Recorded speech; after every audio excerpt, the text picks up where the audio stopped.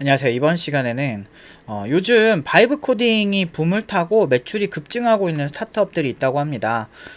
커서 바이브 코딩 붐 타고 매출 급증, 소프트웨어 스타트업 가장 빠른 성장, AI 타임즈에 올라온 기사고, 엔트로픽 바이브 코딩 앞세워 5개월 만에 매출 3배로 증가.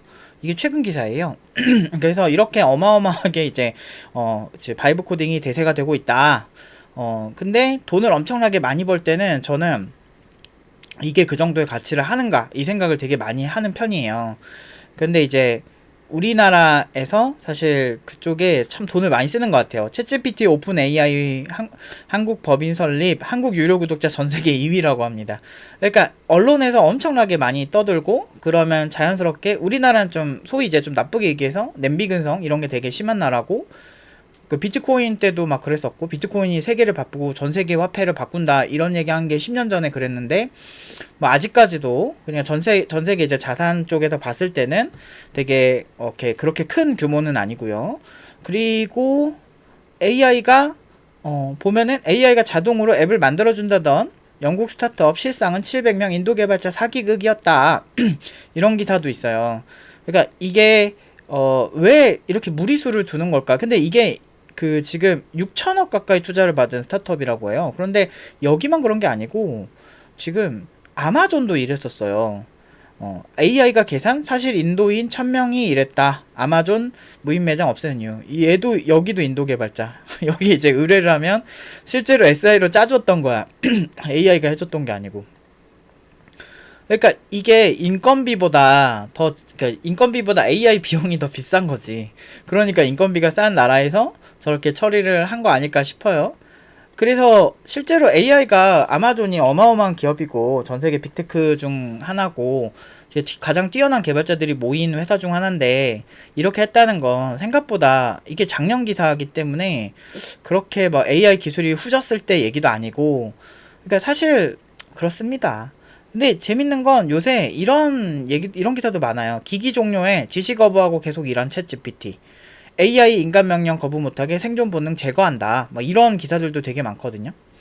그런데 저는 좀 저런 걸 보면서 우리가 알아야 되는 게, 지금 돈이 돌고 있잖아. 돈이 돌면은 좀 버블이 끼기 마련이거든요.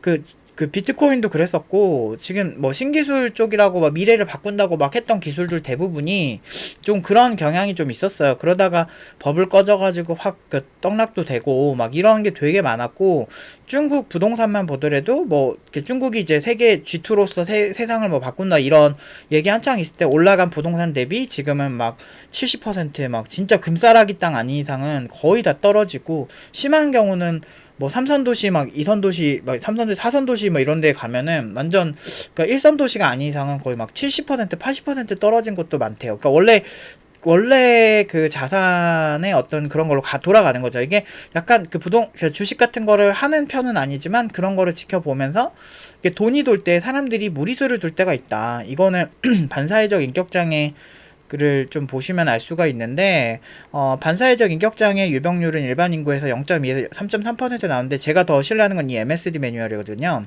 MSD 매뉴얼에서는 2%에서 6% 정도가 미국에서 영국 내에서 반사회적 인격장애가 많다라고, 그러니까 그 정도 비율이 된다라고 얘기를 하고 있어요. 그래서 실제로 이런 반사회적 인격장애가 미국 기준으로는 한 2에서 5%니까 100명 있으면 2명에서 6명 사이가 있다는 거고, 지금 우리나라 국가정신건강 포털 기준에서는 0.2%에서 3.3이니까 없지는 않다 이거죠. 그래서 한 3명, 최대 3명, 적을 때는 0.2명 정도, 그 정도가 100명 중에 있다는 건데, 그런 사람들이 사실 저런 위치에 있으면, 그리고 또 돈이 돌면 사람들이 잔인해질 수 있거든요. 그래서 너무 과장되거나 거품이 낀 건 아닐까라는 생각도 좀 들기도 해요.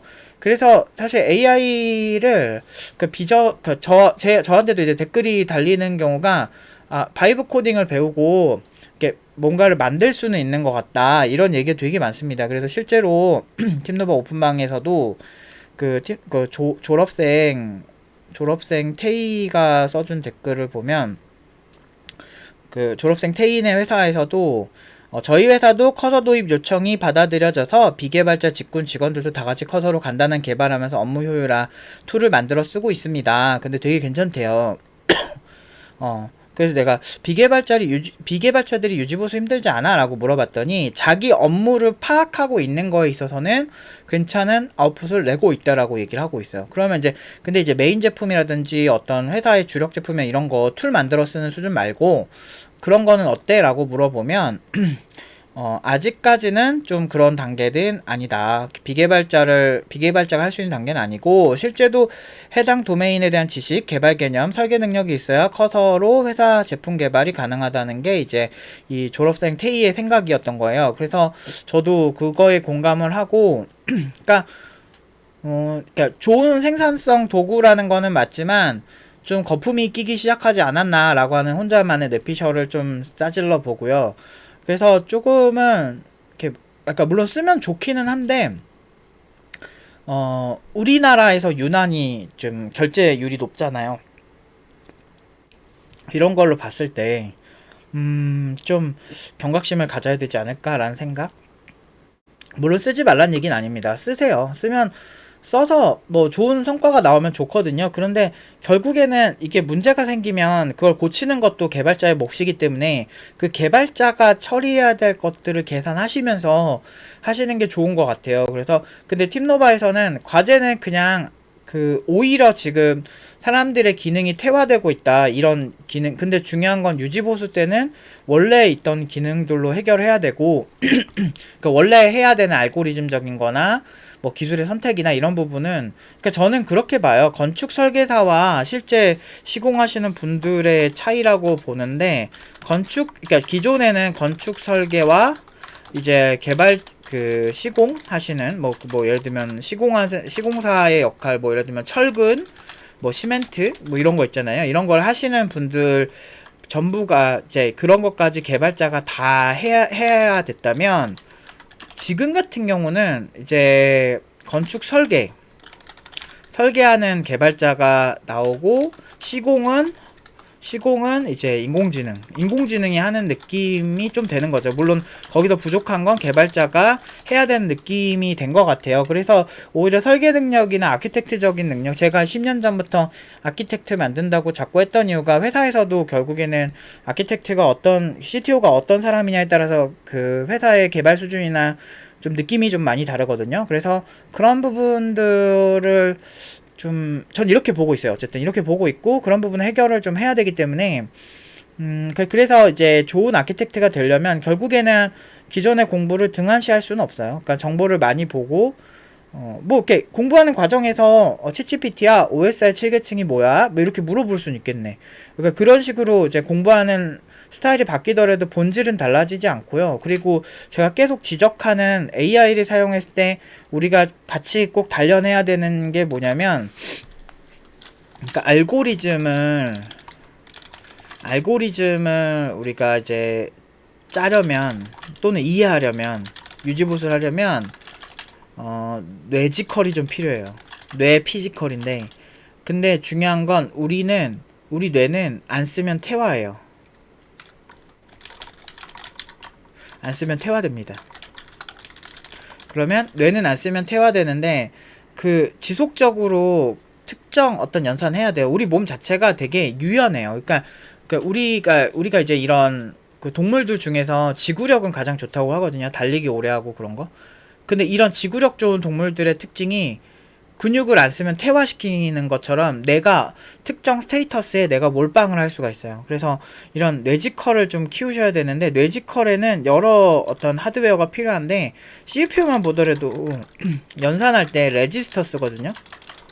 레지스터 같은 어떤 빠른 메모리, 그러니까 내 머릿속에서 연산을 하고 거기에서 계산을 하는 능력이 좀 필요한데, 그게 어느 정도 있어야 챗GPT가 짜준 코드가 어떤 느낌인지 알 수가 있어요. 그리고 내가 원하는 방향으로 내가 짜지 않았을 때, 그거를 이제 또 고치려면은 내가 그걸 따라가고 내 뇌에 담는 그 시간들이 필요해요. 그러니까 이거는 타인의 소스를 분석하는 능력에 가까울 수 있는데, 그냥 챗GPT가 짜주고 그냥 돌아가니까 오케이 이렇게 하기에는 사실 좀 점검이 안 되면 나중에 정말 불확실성이 생길 수가 있거든요. 그래서 되게 위험할 수 있는 상황들이 되게 많이 생길 수 있고, 내가 제어가 안 되는 힘은 굉장히 위험하다라고 제가 얘기를 했죠. 아키라의 제어할 수 없는 힘, 이거를 소유를 했을 때 폭주할 수 있다. 물론 진짜 너무 멋진 애니, 잘 만든 애니인데, 그러니까 자기가 제어할 수 없는 힘을 가졌을 때 이렇게 답이 없을 수 있다. 그래서 제어하지 못하는 상황에서는 결국에는 좀 위험할 수 있다라고 저는 보고 있어요. 나중에 유지보수하거나 어떤 측면에 그러니까 잘 쓰시되 이거를 어느 정도 내가 따라갈 수 있게끔 아주 기본적인 컴퓨터 사이언스 공부랑 그리고 이제 코드를 보고 내가 따라가는 능력, 이걸 파악하고 분석을 하는 거는 되게 필요한 것 같아요. 그래서 챗GPT가 짜준 코드라도 얘가 왜 이렇게 짰는지 그거를 뭐 주석으로나마 이렇게 좀 적어가면서 하시는 게 좋은 것 같고, 약간 어느 정도 제 뇌피셜로는 좀 거품이 좀 있다고 생각은 들어요. 그리고 실제로 이게 여러 기사 중에 3% 정도밖에 안 된다는 기사가 있는데, 그건 이제 다음 영상으로 소개를 시켜드리도록 하겠습니다. 오늘은 여기까지 하도록 하겠습니다.